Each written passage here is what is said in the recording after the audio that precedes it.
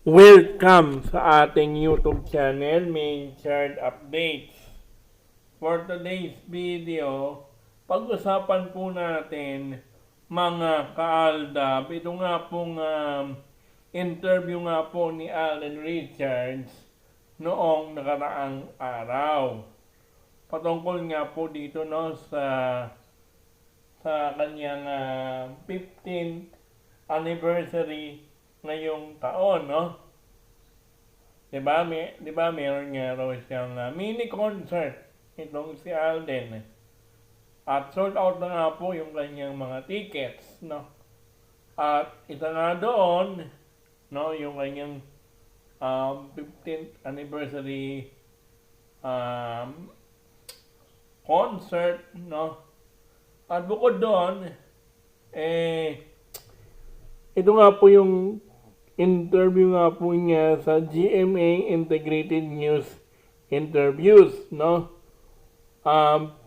Isa nga doon sa mga pinag-usapan po nila ni Ninson Canlas yung kanyang sabihin na lang nating ano nga po ba yung kanyang kinakatakutan or isa sa mga kinakatakutan ni Alden, no? Or the greatest fear. Hindi siya takot na malaos itong si Alden, no? Kahit na sabihin natin darating din ang oras na yon, pero sa ngayon ang isa sa mga kinakatakutan ni Alden ay kumanda ng mag-isa. Yan po yung kanyang isa sa mga kinakatakutan ngayon, dahil nga siyempre tumatanda na rin tong si Alden. Yun po yung kanyang pinapalabas ng GMA. Pero kung tayo po yung magbibigay ng opinion at komento patungkol dito sa kanyang sinasabi raw nilang the greatest fear ni Alden, yung tumandang mag-isa, no? Bakit ka takot, Alden, na tumanda ng mag-isa? Andyan naman si Maine at saka yung mga anak ninyo, di ba? Di ba mag-asawa kayo, di ba? O paano ka katanda ng mag-isa kung andyan naman yung mga anak mo na hanggang ngayon ay hindi mo pa rin sinasabi at tinatago ninyo ni Maine. Baka sabihin, imagine mo lang yan sabi nung isang pagko-comment, dahil, di ba, wag ka nang, magsalita ng kung ano-ano dahil, mayroon ng asawa si Maine.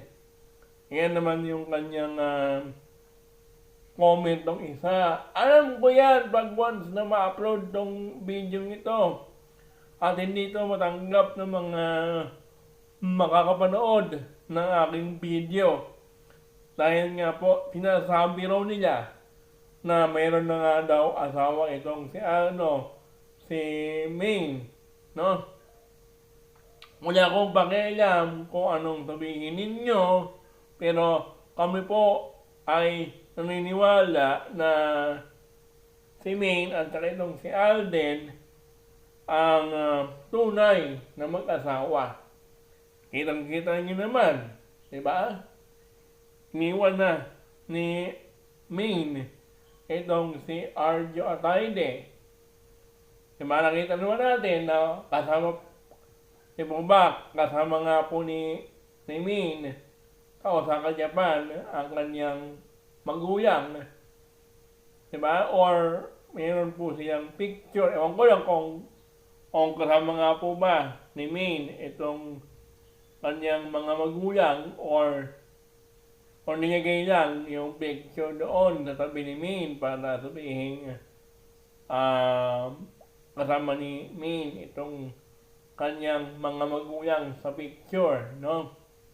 Pero, nasa inyo na yan, pero para po sa akin, pinakita na ni Maine ang totoo or yung tunay na Maine Mendoza dahil kitang-kita naman natin na doon pa lang sa kanyang picture na pinost sa kanyang Instagram na mag-isa lang siya sa Osaka, Japan kasama yung kanyang glam team para doon sa kanyang Vivo endorsements, kitang-kita naman natin na mag-isa lang itong si Maine at walang asungot, sabi ko nga po sa inyo. At paano nga naman, balik tayo kay Maine at kay Alden, no, mga ka-Aldab. Kaya nga, sinasabi lang ni Alden yan, kasi siyempre, na nandyan po siya sa GMA, hindi niya masabi-sabi yan, no? Mga ka-Aldab na kasi, isipin mo kasi pinapakita ng GMA na solo, lang siya, single lang daw siya. Kaya kailangan niyang panindigan ni Alden Richards na single nga raw siya hanggang ngayon. Pero, deep inside, mayroon na nga daw siyang pamilya. Ito nga po yung pamilya nila ni Maine at saka ni Alden, yung kanyang mga anak na hanggang ngayon ay hindi pa rin nila pinapakilala sa atin at sa mga madlang people, no, mga ka-Aldab. Pero para po sa atin mga ka-Aldab paano ka naman kasi Alden, no? Yan kasi yung yan po kasi yung madaling sabihin na takot kang tumanda mag-isa. Kasi, yan naman talaga yung gusto ng, ng management mo na sabihin mo sa mga interviews mo. Hindi ka masyadong consistent ba sa iyong mga interviews. Ito ay opinion ko lang mga ka-Aldab.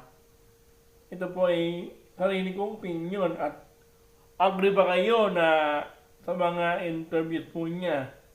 At dito nga po sa kanyang pinaka-latest na interview ay sinabi po niya na takot daw siyang tumanda ng mag-isa dahil nga ngayon lang daw niya na napagtanto or na-realize niya na bakit parang tumatanda na ako pero wala pa rin ako asawa o anak, di ba?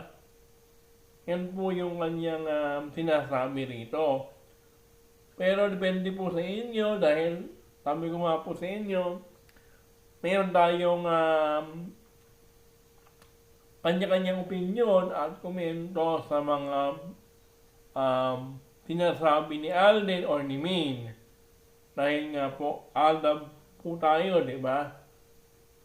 Bias po tayo, no? Bias po tayo sa mga sinasabi nila. Pero para po sa akin, yun po yung opinion ko sa kanyang interview patungkol dito sa kanyang interview nga po, no? Sa 24 oras sa GMA Integrated News, no? Para sabihin natin na hindi ko na lalahatin kasi mayroon pang part ko yan at hindi ko na po hindi ko na yan i-update sa inyo dahil madugo yan madugong usapan yan, no? Sabihin. Pero congratulations kay Alden Richards dahil sa kanyang nakuhang award sa Anak TV, no? Bilang isa sa mga magagaling na artistang huwaran sa television para sa mga kabataan, no?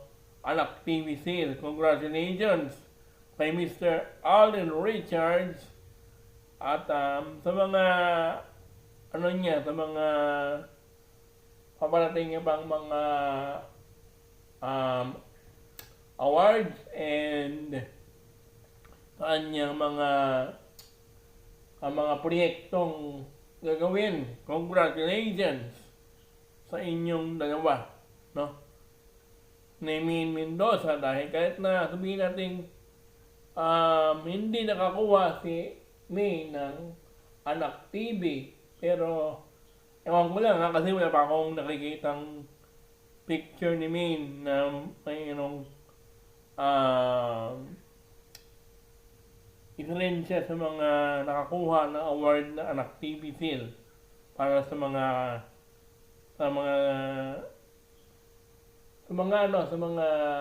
nakaraang araw, no?